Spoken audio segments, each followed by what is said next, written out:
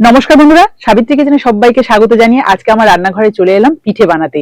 যেহেতু প্রচন্ড শীত পড়েছে আর এই শীতে কিন্তু পিঠে রোদ্দুর লাগিয়ে পিঠে খেতে দারুণ লাগে, তাই আজকে আমি পাটিসাপটা পিঠে বানাতে চলে এলাম। একদম অল্প সময়, কম খরচে, কম উপকরণে কিন্তু বানিয়ে দেখাবো। আশা করছি ভালো লাগবে, আর ভালো লাগলে প্লিজ একটা লাইক করে বন্ধুদের সাথে শেয়ার করবেন। তাহলে চলুন আজকে রেসিপিটা শুরু করি। পাটিসাপটা পিঠে বানানোর জন্য আমি একটা ব্যাটার তৈরি করব। তার জন্য একটা বড় পাত্রের মধ্যে নিয়ে নিচ্ছি এই যে মিডিয়াম বাটি 2 বাটি চালের গুঁড়ো।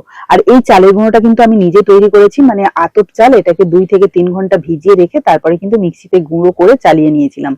আর এই চালের গুঁড়োটাই আমি ব্যবহার করছি। আচ্ছা, আপনারা চাইলে কিন্তু ওই যে কেনা চালের গুঁড়োটাও ব্যবহার করতে পারেন। এবার এর মধ্যেই দিয়ে দিচ্ছি ওই একই বাটির মাপে 1 বাটি ময়দা। টেস্টটা যাতে ভালো আসে তার জন্য দিয়ে দিচ্ছি 1 প্যাকেট গুঁড়ো দুধ, স্বাদ মতো নুন। মিষ্টি জিনিসে কিন্তু নুনের পরিমাণটা অনেকটাই কম দিতে হয়। ছোট বাটির 1 বাটি দিয়ে দিচ্ছি খেজুর গুড়। যেহেতু শীতের সময় আমি এই পিঠেটা বানাচ্ছি, একটু তো খেজুর গুড় দিতেই হবে, তবেই স্বাদটা দারুণ আসবে। আর দিয়ে দিচ্ছি 200 ml লিকুইড দুধ। যে বাটি মাপে আমি দুধ নিয়েছিলাম সেই একই বাটি মাপে 1 বাটি দিয়ে দিচ্ছি জল। এবার ভালো করে সবকিছু মিশিয়ে নেব। এই মিশ্রণ বা ব্যাটারটা যদি ঠিকঠাক হয় না, তাহলে যেমন পিঠেগুলো সুন্দর হবে তেমন কিন্তু টেস্টিও হবে। 1 থেকে 2 মিনিট মতো ভালো করে সবকিছু মিশিয়ে নিলাম। ব্যাটারের থিকনেসটা এখন ফাইনালি রেডি করলাম না, এটাকে 10 মিনিট রেস্টে রাখবো। ততক্ষণে নারকেলের ছাইটা রেডি করে নেব, আর তারপরে কিন্তু ব্যাটারটাকে একদম রেডি করে নেব। নারকেলের ছাই বানানোর জন্য আগে আমি একটা পাত্রের মধ্যে নারকেল কোড়া নিয়ে নিচ্ছি 1 বাটি। দিয়ে দেবো অল্প একটু গ্রেট করা আদা। এই নারকেলের ছাইয়ের মধ্যে কিন্তু একটু আদা দিলে দারুণ লাগে টেস্টটা। একদম অল্প করেই দিয়ে দিলাম। দিয়ে দিচ্ছি একটা ফাটিয়ে রাখা এলাচ। নিয়ে নিলাম কিছুটা আখের গুড়, আর দিচ্ছি 2 চামচ চিনি। এবার এই সমস্ত উপকরণগুলো নারকেল কোড়ার সাথে ভালো করে মিশিয়ে নেব। আপনারা চাইলে কিন্তু এটা কড়াইতেও মাখিয়ে নিতে পারেন, তবে হাত দিয়ে এইভাবে মাখিয়ে নিলে নারকেল ছাইটা কিন্তু ভালোই হয়। দেখুন সবকিছু ভালো করে মিশিয়ে নিলাম। এবার এটাকে সাইডে রেখে উনুনটা ধরিয়ে নেব। উনুনটাকে ভালোভাবে ধরিয়ে নিলাম। এবার একটা কড়াই বসিয়ে দিচ্ছি। কড়াইতে নারকেলের ছাইটাকে ভালোভাবে রেডি করে নেব, তাই মাখানো নারকেলটা দিয়ে দিচ্ছি। বেশ কিছুক্ষণ নাড়াচাড়া করাতে নারকেলের ছাইটা কিন্তু খুব সুন্দরভাবে রেডি হয়ে গেছে। আর কালারটাও দেখুন কত সুন্দর এসছে। একটা পাত্রে নিয়ে নিচ্ছি। নারকেলের ছাইটা সাইডে থাক, আর এদিকে যে ব্যাটারটা রেডি করে রেখেছিলাম সেটাকে এবার পারফেক্ট ভাবে রেডি করব।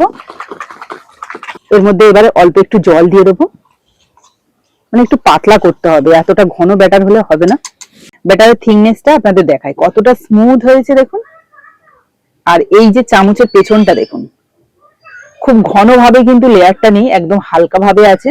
এই দেখুন, তো এই লেয়ারেই কিন্তু আমার পাটিসাপটা পিঠেটা পারফেক্ট হবে। সবকিছু তো রেডি হয়ে গেল, তো চলুন এবার পিঠেগুলো বানাতে শুরু করি। তো পিঠে বানানোর জন্য এখানে একটা চাটু বসিয়ে দিয়েছি। এবার এর উপরে অল্প একটু ঘি ব্রাশ করে দিচ্ছি। ব্যাটারটা দেওয়ার আগে আর একবার ভালো করে মিশিয়ে নিচ্ছি। এখানে 1 চামচ থেকে একটু কম দিচ্ছি, কারণ খুব বড় বড় পাটিসাপটা হলে কিন্তু ভালো লাগে না, একটু ছোট ছোট হলে বেশি ভালো লাগে।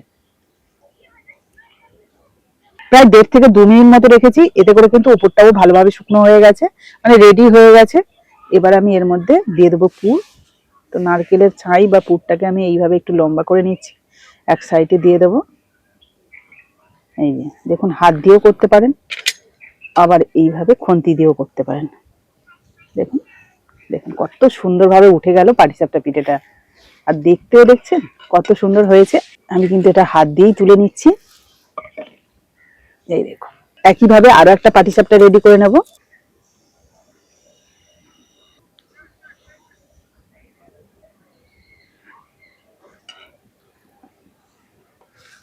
এটাকেও আমি একইভাবে তুলে নেব।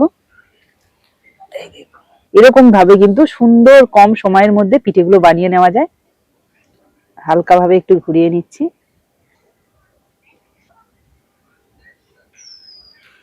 দেখুন প্রত্যেকটা পিঠে কিন্তু একই সাইজের আর একই কালারের। আপনাদের কেমন লাগছে অবশ্যই কিন্তু কমেন্টে জানাবেন। আর খেতে তো এগুলো ভীষণ ভালো লাগবে। আর হ্যাঁ, এখানে আমি নারকেলের ছাই দিয়েছি, আপনারা চাইলে কিন্তু এর মধ্যে ক্ষীরও দিতে পারেন, সেটাও কিন্তু ভীষণ ভালো লাগে। আজকে আবার দাদু নাতি চলে এসছে। আর নাতি তো আগে থেকে খাওয়া শুরু করেছে, তবে নারকেলের ছাই সেরকম খেতে চায় না বলে ও খাচ্ছে এমনি পিঠেটা, আর কি সরু চাকলি যে পিঠে এটা হয়েছে সেটাই খাচ্ছে, আবার খেজুর গুড় দিয়ে। তো যাই হোক, বাবা কটা পিঠে দেবো? আমার 2টো দেওয়া এখন আপাতত। হ্যাঁ, তা দুটোই দিই। পিঠে দাও। পিঠেগুলো কেমন হয়েছে বলো? ও পিঠেগুলো দেখতে খুব সুন্দর ডিজাইন। তো খেয়ে বলে এবার স্বাদটা কেমন। সুন্দর পিঠে হয়েছে। বন্ধুরা, অনেকদিন পরে সাবিত্রীর কিচেনে এসে গেছি। আজকের বৌমা পিঠে তৈরি করেছে, খেয়ে দেখবো কেমন হয়েছে। পিঠের সিজন তো, বাবা পিঠে খেতে ভালোবাসে, সেই জন্য পিঠের সময় ডাকছি বাবাকে। খাও তাড়াতাড়ি, দেখা যাক কেমন হয়েছে। তাড়াতাড়ি খেয়ে দাও, হেভি মিষ্টি।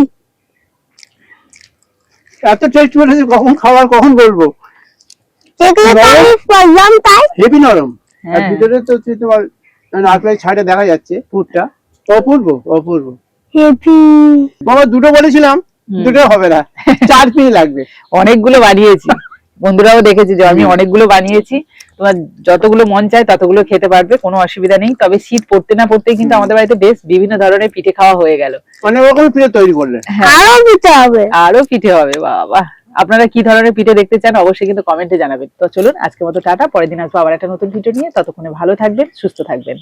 টাটা বন্ধুরা, ভালো থাকো, সুস্থ থাকো। Bye bye. ওদিন কাকু তোমার রান্নাঘরে এসে গেছে।